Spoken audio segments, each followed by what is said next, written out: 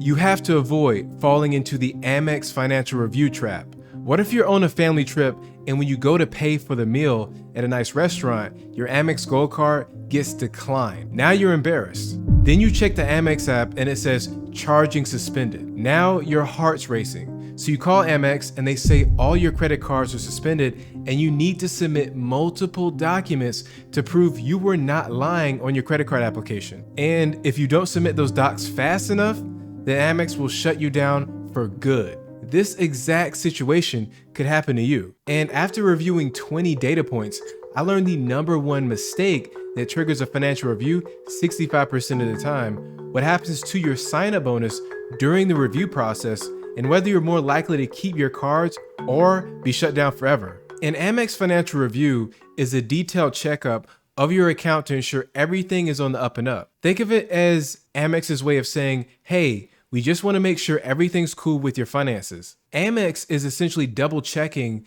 that the information you've provided matches your real income. They're really looking to confirm that you're able to manage your credit responsibly and that there aren't any red flags that might indicate financial trouble. Now, if you're just applying for credit limit increases and Amex gives you the option to withdraw your request, it's a good sign that you're not actually going through a financial review at all. In a true financial review, you wouldn't have the flexibility to simply back out. You have to provide the requested documents to keep your account in good standing. Plus, during a financial review, your account will be temporarily locked until everything is sorted out, sometimes even for weeks. But if Amex is letting you withdraw your requests without impacting your account, it means they're just asking you for more information to approve your specific requests, like a higher credit limit or a large purchase, and giving you the choice to opt out. So what happens to your account when Amex suddenly hits you over the head with a financial review? Well, the first thing that happens is account suspension. Your account will be temporarily suspended,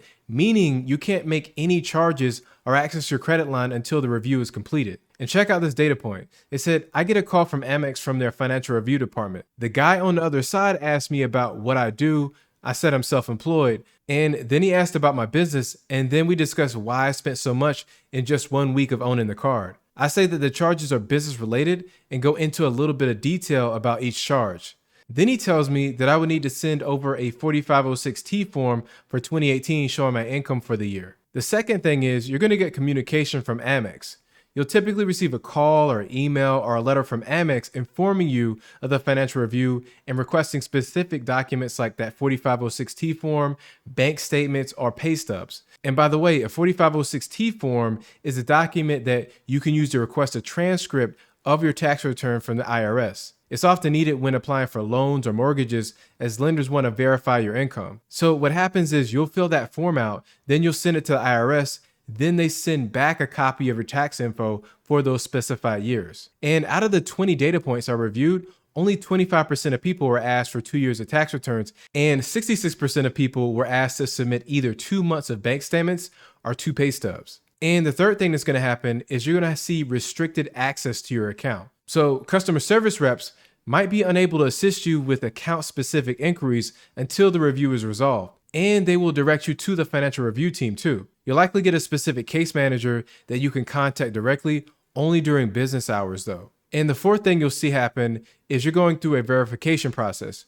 You'll need to provide the requested documentation to Amex. And this process can take 1 to 3 weeks depending on the speed of the document submission process by Amex and the IRS. And the fifth thing that happens is you're going to see an impact on your rewards and points. So during the review process, access to all your rewards and points might be restricted.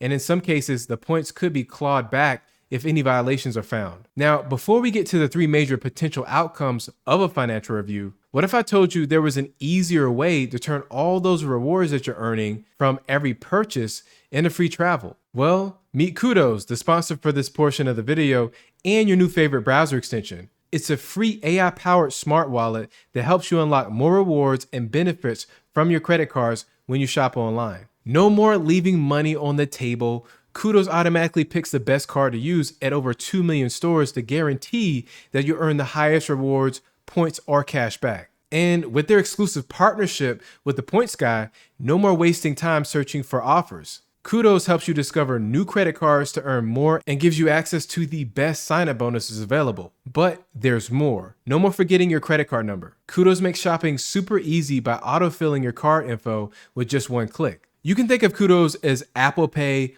Honey, and NerdWallet just all in one. And the best part, Kudos is completely free. So if you're ready to start turning every purchase into more rewards, click that link below and sign up with the code CAL to get $20 back after your first eligible purchase. Start getting more out of your credit cards with Kudos. Now, let's go over the 3 potential outcomes of an Amex financial review. Now, I gotta warn you, it's not all good. The first thing is account closure.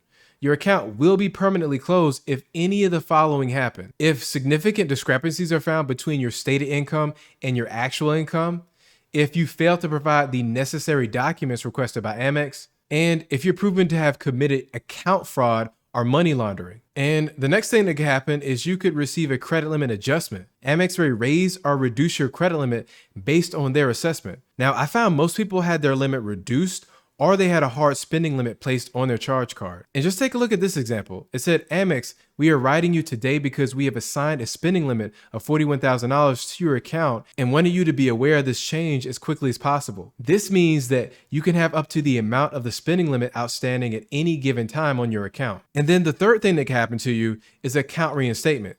Now, this is by far the most likely outcome since 91% of people got their accounts restored. But I think this percentage is a little high because a good portion of people never reported a conclusion to their financial review case. I assume people are either too angry or too embarrassed to finish telling their story about how they lost their battle with Amex. Now, if you make it through the financial review process and get your account reinstated, then you can resume normal use of your card like nothing even happened. So, after looking at over 20 data points, I found 7 major ways to completely avoid getting hit with a financial review in the first place. You'll want to always keep your financial info up to date. Regularly update your income and asset information on your Amex profile so they know you're more than capable of making your payments, especially when your spending is steadily rising up. Next, you gotta avoid credit card churning. Opening and closing multiple accounts quickly just to earn sign-up bonuses raises red flags and may lead to account monitoring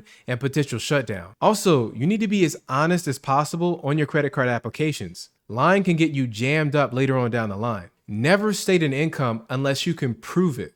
Lying can trigger a manual review and possible blacklisting. And here's an example. They said, then he tells me that I would need to send them the 4506T form for 2018 showing my income for that year. This is where I start getting worried. On paper, I only made about $2,900 in 2018 due to one of my businesses closing, which allowed me to write off a lot of losses. I asked the guy if I could show my bank statements instead, simply because they would be a better representation of my finances, and he declines. So please make sure you can easily prove your stated income so you don't have to be worried like this person was. Next, you shouldn't abuse the check spending power button. You could end up on the Amex watch list in seconds of hitting that button too many times. And that check spending power button is a feature that lets you see if a particular purchase amount will be approved on your Amex card, especially if it's higher than your usual spending. It really is a handy tool if you're planning to make a big purchase and want to avoid any surprises at checkout. However, you shouldn't abuse this feature by checking it multiple times in a single day. Frequent checks can signal to Amex that you might be experiencing financial stress or attempting to overextend your credit, which might lead them to lower your credit limit or flag your account for review. So use it sparingly and only when you really need to verify if a large purchase will go through. Definitely use it for those purchases that exceed your average spending over the past 6 months. Moving on, you never want to make a habit of doing a cash-like transaction. So a cash-like transaction is when you use your credit card to obtain cash or something that can be easily converted into cash. This includes things like buying foreign currency, precious metals, crypto, using your card for gambling, purchasing gift cards, or making digital transfers. These transactions look a lot like fraud, and they're very sensitive to detecting it. In fact, 15% of financial reviews were caused by cash-like transactions. And here's a data point. They said, I got a new green card and platinum card fairly recently in the last 60 days. The green, I know, was tested up to at least 33,000 limit using the online tool. I got the platinum a couple of weeks ago. To satisfy the sign-up bonus, I started buying precious metals that I needed anyway, only about $8,000 worth. And just today, they stopped both cards. And here's another example. They said Monday sent $7,500 via PayPal to my mother using Amex. Wednesday, cards get declined. I call in and they tell me using PayPal, Cash, Square, and Venmo is prohibited. I told them that I didn't know and I was sorry. The agent says I will put it under a financial review and all my accounts will be frozen, personal and business, until I provide them with at least 2 months of bank statements from the account I paid my card with. If you really need to send money to family, just use Amex Send and Split to use your available credit limit to send money via Venmo or PayPal. That way, you're in compliance with how Amex wants you to use the card. Next, you don't want to have any returned payments. This usually happens if there aren't enough funds in your account, or the account details were incorrect, or there's any issue with the bank. Basically, it's like trying to pay for something, but the payment bounces back instead of going through. Now, even though only 20% of financial reviews are triggered by return payments, they are still one of the most serious mistakes you can make. This is because return payments can lead to immediate account closure. And here's a data point. They said Amex canceled the Platinum as well as my Blue Cash cards due to return payment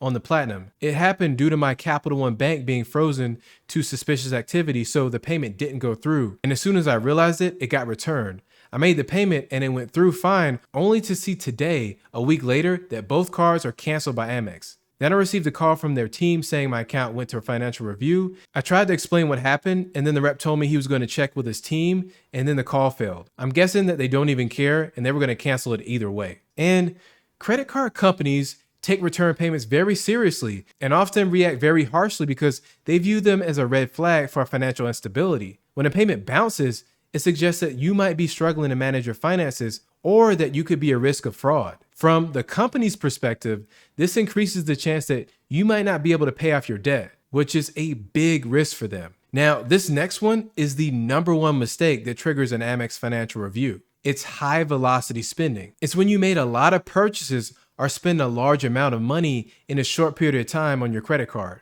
It's like going on a big spending and shopping spree all at once. This type of spending really jumps out to Amex when your account is brand new and when you start using your card a lot after leaving it dormant for a long time. 65% of financial review cases were caused by flat out high spending or irregular and high velocity spending. Now, here's an example. They said, posted on here a week ago about my upcoming $18,000 hotel charge and ended up opening a business platinum card for the $170,000 sign-up bonus. The hotel charge went through the same day. I received a card in the mail and did some other purchases too. I was renovating a new house. And then Amex suspended all cards, I have 4 of them, called and said I was under financial review. Then another person said, in the application, I listed $75,000 income, which is just a conservative estimate of how much I will earn in 2019. I get instantly approved and card comes in 2 days. Me being me and not learning from my mistakes with Chase, I instantly spend $5,000 in the first week. Second week, I get a call from Amex from their financial review team. So Amex is looking for more of a slow buildup in spending over an extended period of time rather than short bursts of high spending every now and then. But I hope you don't think that I don't like Amex. Amex is still one of the best credit card companies to start a relationship with today. And I have some good news for you. Amex is still better than Chase when it comes to account closures because Chase will just close your account outright instead of giving you a chance to prove yourself. Amex, on the other hand, only suspends your account unless you fight for your account to be reinstated. And Amex is pretty forgiving too. If you decide not to submit documentation and then they close your account, you'll still be able to reapply soon after. Check this out. They said because I didn't send my taxes the form they request, but it's okay, they allowed me to open a new account only 3 months later. When most people talk about opening new accounts with Amex, the card I hear mentioned the most by far is the Amex Gold card. And what makes it perfect for most people is the 60,000 membership reward point sign-up bonus and the 4x points on restaurants and supermarkets, plus the 3x points on flights. Those are really everyday spending categories that anybody can take advantage of. Plus, on top of all of that, you can redeem those points for even more value with like 20 different travel partners, and you get $240 worth of statement credits per year. So definitely hit the link below to learn how to apply for the Amex Gold card and collect that 60,000 point sign-up bonus. And then you want to check out the next Amex video right here, and thank you for watching.